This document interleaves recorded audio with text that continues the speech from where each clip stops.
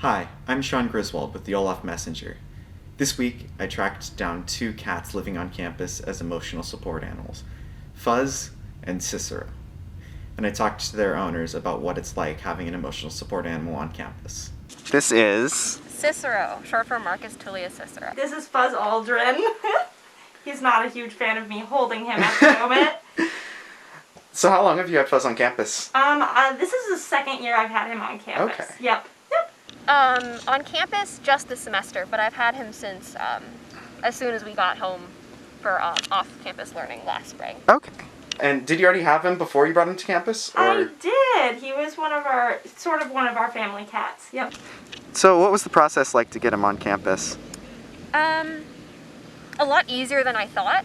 I couldn't find any documentation, but all you need is a letter from a doctor or a psychiatrist that says why you need it, and then you send that along to PMCD. So it was actually a really, I don't want to say simple, but it was a pretty straightforward process. It started with me reaching out to Pamela McDowell, and she was super, super helpful with a list of instructions. So basically what you have to do when you decide that you want an emotional support animal is either have a doctor's note or a note from like a psychiatrist saying that it's a really good part of your steps forward sort of for improvement. You just send that note in to Pamela McDowell. She has a couple different forms for you to fill out, and you just make sure you have everything set up, like you know the animal really well, you have a strong bond with the animal, and you have all the setup and stuff necessary to actually take care of it throughout the year. So, what limitations are there on ESAs? So, like, where's he allowed? Not up here. Really? Yeah, they're supposed to stay in the rooms, but you know, like if you're taking a dog for a walk for exercise, you know, it's the same thing of I take him out here so he can run around and get his nerves out. Just because he's a kitten, so he likes to run around. Yeah. I know the restriction is they're not supposed to leave your dorm room, which is why we're here.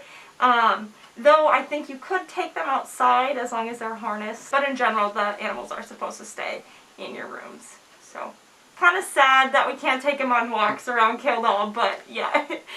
So, I know that there are certain types of animals you can have. Obviously, cats are one of them. I think you can also get like a hamster, I want to say guinea pig, definitely a fish.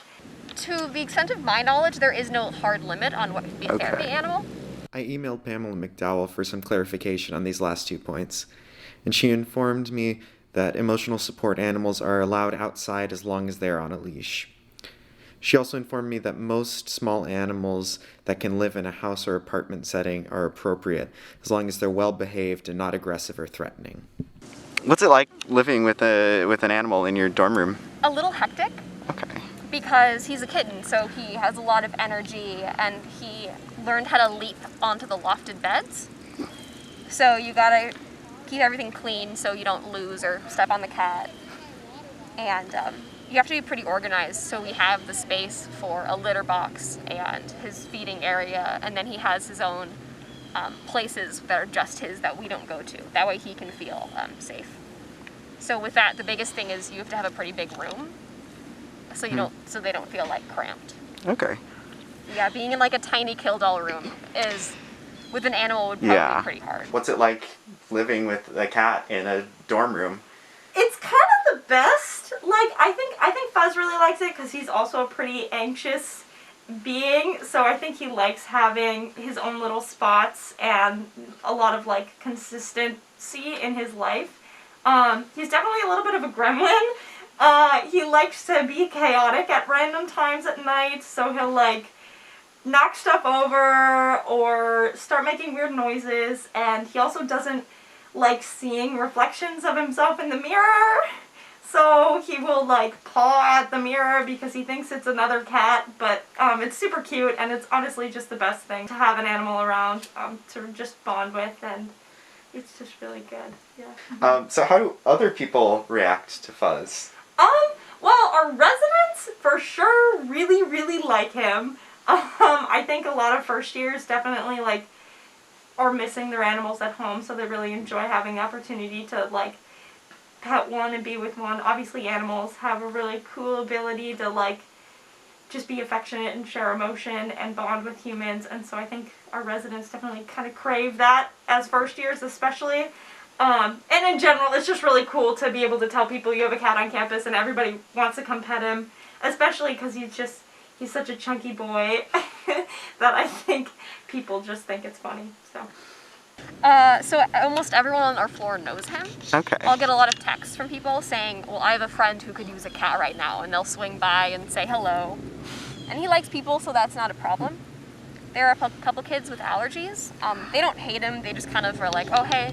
Mm-hmm.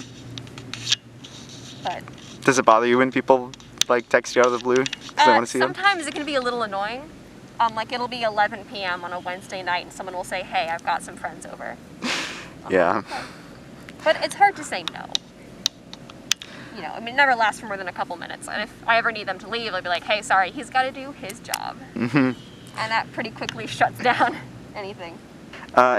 Then is there any downsides to having an animal on campus? Definitely, I would say the space and having time, because the biggest problem is making sure they don't get anxiety.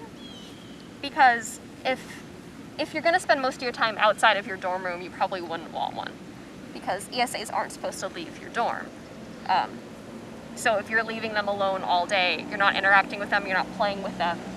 And A, that's a waste of a resource, and B, that animal's just locked up alone in a tiny room for hours on end. And, you know, that's an issue, so you have to have time to play with them. And also money, you know, because I pay for all his vet bills. That's not backed up by my insurance, and his food and his toys, and that's just something else to add on to the college experience. The broke college experience. Right. It's a lot of work, definitely. You have to make sure you constantly have all the supplies that you need, which means a lot of trips to Target, which means definitely needing a vehicle. Because it's a lot of work, definitely trying to stay on top of the cleanliness of things. I definitely give a shout out to my roommate who deals with all of it really well. Yeah, but otherwise it's really great. So.